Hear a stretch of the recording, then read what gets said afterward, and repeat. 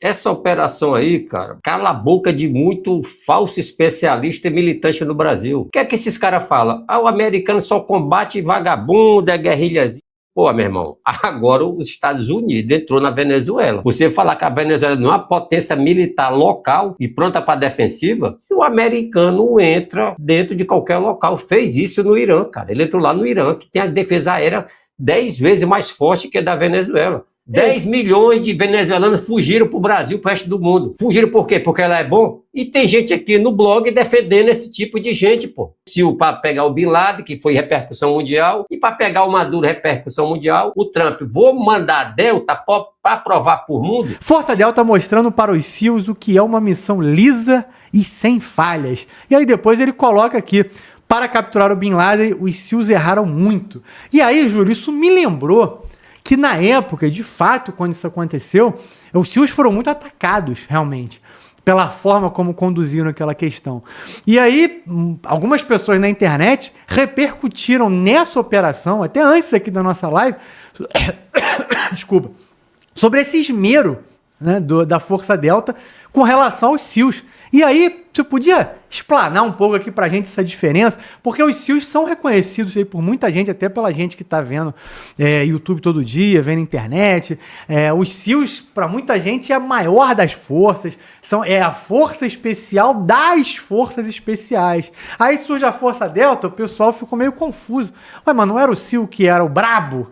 Quem que é essa rapaziada? Então explica aí, primeiro, se isso faz sentido, tá, Júlio? Porque eu tenho a mesma impressão do Lopes aqui, com relação a esse assunto. Eu queria saber de você se isso procede, ou se é uma impressão que a gente tem de fora, se sim, por quê? Queria te ouvir. Muito bom, Eric. É interessante porque isso já está num burburinho dentro das redes sociais, principalmente dos canais, dos americanos, né? Eles estão simplesmente numa rixa, botando a titularidade e as tarefas dos SEALs e dos Delta. Apesar de os SEALs ser uma tropa altamente experiente, tropa essa que vem da Marinha, sim, da Marinha. Né? A Marinha nos Estados Unidos é dividida em duas partes, a Marinha e o Corpo de Fuzileiros Navais, assim como aqui no Brasil. No Corpo de Fuzileiros Navais temos os Raiders e o MARSOC. E já na Marinha, nós temos os SEALs, os famosos SEALs. Mas as últimas missões que os SEALs estiveram em loco, teve problema. Exatamente, na morte do Bin Laden, por exemplo, né, houve uma queda de um helicóptero. Sim, um helicóptero protótipo que talvez iria substituir o MH-60, conhecido como Black Hawk. Então esse helicóptero caiu durante a missão, caiu dentro do complexo onde estava Bin Laden, e essa aeronave teve que ser explodida, porque era um protótipo e estava cheia de segredos militares, né, de tecnologias militares. Então, logo após isso, um dos portões que o SEAL tenta, isso está tudo em livro, em filme, tá, pessoal? Um dos portões que dão acesso ao complexo que o SEAL tenta abrir, após eles explodirem, né, a porta, né, esse portão, abriram, era uma parede por trás, então era uma coisa que estava enganando, né, um possível atacante. E a terceira foi que os SEALs falaram que o Bin Laden se movimentou para pegar um AK-47 e foi morto, então não teve, né, a prisão do Bin Laden, que é um arquivo vivo, que se fosse um arquivo vivo seria muito importante com as informações que ele tinha. Porém, ele foi morto. E mais para seguir. E teve uma outra missão, claro que anterior a essa, uma outra missão nas montanhas do Afeganistão, né? Que os SEALs participaram e até virou filme, conhecido como Lone Survivor. Os SEALs estão numa montanha, o rádio não funciona, uma criança encontra a equipe SEAL, volta correndo para a aldeia e avisa os guerrilheiros talibãs. E vários são mortos, com um sobrevivente que mostra até no filme, o filme é longo, né? E ele sobrevive para contar essa história. Então esses erros que os SEALs tiveram em suas missões, né, vêm agora cair como uma luva numa missão executada pelo Delta Force sem nenhum erro, com a precisão total, sem nenhum morto, sem nenhum ferido. Então, mostra essa divergência, né, que está acontecendo agora, praticamente um embate entre as tropas especiais americanas. A da Marinha, o SEAL, que é uma tropa de super respeito, são excelentes operadores, inclusive tive o prazer de trabalhar com eles aqui no Brasil, no Batalhão Toneleiro, né, com os comandos anfíbios, e agora os Delta Force. Então, isso vem a eclodir nas redes sociais e o pessoal agora está fazendo brincadeiras com o SEAL, falando com o Delta. Se você quiser fazer uma missão limpa e rápida, chame o Delta, não chame o SEAL. Muito bom, Júlio. O assunto eu acho que vai render. O Carcará pediu a palavra, vou passar antes para o comandante com a pergunta. Comandante, aproveitando aí, já que isso é uma polêmica e eu tô vendo que isso aí vai render na internet depois, por que você acha que isso acontece, comandante? É uma cultura do comando ou é estrutural com relação à Marinha e Forças Armadas? Vem muito de cima ou é uma cultura de comando que acaba atrapalhando que isso aconteça? Basicamente a pergunta é, isso é de 1 ou 2 décadas atrás com relação ao comando ou é estrutural centenário das Forças Armadas? Eric, eu tenho uma visão um pouco mais distorcida, né? Um pouco mais ampla, então um pouco mais enviesada também sobre esse tema, da seguinte forma. Só vou dar antes uma contextualização, o Carcará chegou a comentar, né, do que forma o Comando dos Estados Unidos de Operações Especiais, o SOCOM, criado em 1986. Então esse grande comando ele foi fruto, né, de uma operação mal sucedida, do resgate dos reféns americanos no Irã, tá? Que gerou a Operação Eagle Claw, onde os Estados Unidos gerou uma comissão interna para estudar o que gerou de falhas, o que motivou aquela descoordenação e os acidentes onde as aeronaves se chocaram no deserto, e aí várias pessoas norte-americanas foram mortas, e foi um fiasco internacional, até que depois de anos de análise, estudos e determinação do seu governo, foi criado esse Comando de Operações Especiais. Então lá em 86, 87 foi criado com basicamente uma estrutura que hoje ela se revela da seguinte forma: cada uma das suas forças armadas, ela tem pelo menos uma tropa de operações especiais que ela coloca sob o controle operacional desse grande comando de operações especiais.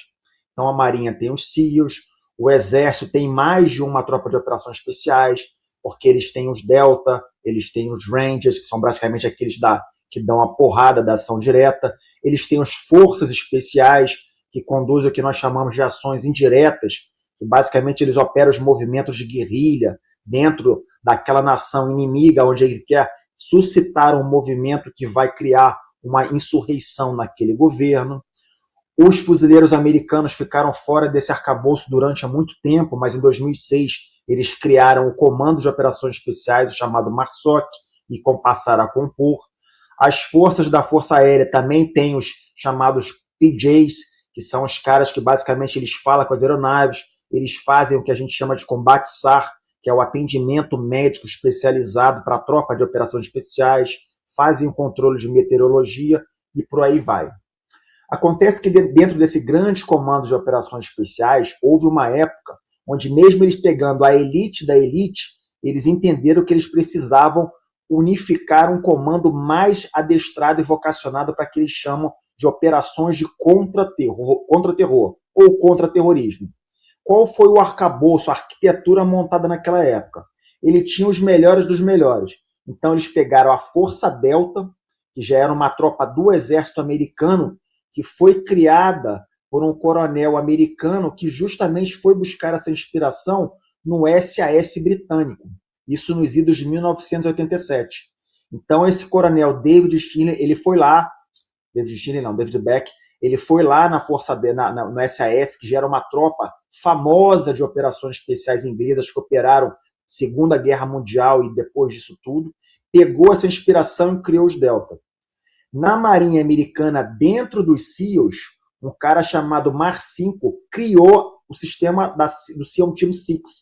Aí você fala 6, mas tiveram 5 outros antes? Não. Esse time 6 justamente era na época da Guerra Fria para dar a conotação que se tinha um time 6 que tinha esse padrão, então pelo menos eles tinham mais 5 atrás. Mas isso era só uma fumaça. Então, esses dois grupos compõem hoje, dentro da estrutura de operações especiais do Comando Norte-Americano, o chamado JSOC, que é um Joint Special Operations Command, onde eles são, aí sim, eles são uma conotação chamada do americano Tier 1, que são as forças de pronta resposta imediata caso o Comando de Operações Especiais precise de uma ação. E essas ações mais famosas que a gente vê do Noriega, em 89, na Nicarágua, Bin Laden, Saddam Hussein, no Iraque, são conduzidas por esse comando. Eventualmente, eles se revezam. Tá?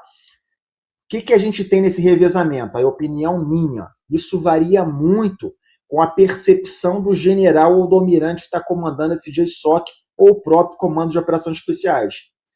Nessas ações conduzidas, no caso do Bin Laden, né, que ficaram aí famosas pelos seus erros e pelos seus acertos, o comandante desse comando é um almirante muito famoso chamado McRaven. Então, a minha opinião é que, sim, existe uma certa rixa entre cooperação, quem é melhor, quem não é melhor, que são impulsionadas por discussões na internet como essa, mas eles têm uma rixa ali, mas na hora da decisão alguém tem que mandar ir. E aí se escolhe entre uma e outra. E aí sua pergunta, Eric, existe alguma rixa nas Forças Armadas norte-americanas entre Exército e Marinha? Existem e muita, não é pouca. Eu vou te exemplificar só como um grande evento. Existe todo ano um jogo de futebol americano entre a Academia Naval de Anápolis, que é a academia da Marinha Americana, e a Academia de West Point, onde anualmente os times de futebol americano se enfrentam. Essa rixa é tão famosa que o presidente norte-americano comparece a esse jogo. Tá? É o chamado Army-Navy Games. Então essa rixa existe sim, ela é cultuada ou mantida como cultura dentro das Forças Armadas Americanas, só que a gente pode entender como uma rixa boa, que elas vão, se você aumenta o sarrafo das duas forças, a ideia que se tem por trás é que as duas caminhem junto, e você nivele por cima e não por baixo. Então elas existem sim. Quanto a essa discussão sendo alimentada pela internet, quanto a ação dos Delta agora no Maduro, ou dos SEALs do time 6 lá com o Bin Laden, eu entendo de forma totalmente diferente, porque para mim, cada ação é conduzida de uma forma, cada realidade é uma realidade. O nível de inteligência disponível lá na casa do Bin Laden, provavelmente não era o mesmo que esse informante da CIA, que ganhou ou não 50 milhões, conseguiu proporcionar para que a ação fosse planejada e conduzida dessa forma. Paralelo a isso, a gente tem o que a gente chama fricções do combate. Numa ação, alguma coisa aconteceu e na outra não. Exemplo dessa operação em si. Na ação do Bin Laden, o que foi reportado praticamente foi que realmente o Bin Laden tentou pegar um AK-47 para defender ele e a mulher. Na ação do Maduro agora, pelo menos a gente sabe que o Trump determinou que quando ele estava na tentativa de fugir para o bunker, e aí seria outra ação em si, que a gente não sabe qual seria o desenvolvimento dela e qual seria o desfecho dela, o Maduro e a mulher se renderam automaticamente. Mas se não tivesse se rendido? E se ali do lado tivesse um agente cubano dessas Black Wasp aí que estava fazendo a segurança aproximada e ele revidasse? Qual seria o desfecho dessa ação? Então, eu acho muito difícil a gente avaliar uma situação A com a avaliação B, porque as circunstâncias são totalmente diferentes. No caso do Bin Laden, a aeronave caiu, mas a aeronave que caiu era operada por esse mesmo esquadrão Northern-Stock que a gente está falando. Mas ela caiu por quê? Porque uma aeronave, quando pousa, dependendo da pressão atmosférica e do calor, ela sofre o chamado efeito solo. Isso pode fazer com que a aeronave perca a sustentação. Isso é possível, acontece, faz parte de quem voa. E é assim que acontece. E ainda mais no caso deles voando uma aeronave que, naquele caso, ela era um protótipo, que não estava totalmente homologado, mas decidiram operar por conta da furtividade. Então, o que deu certo e o que deu errado numa, fica difícil de se comparar.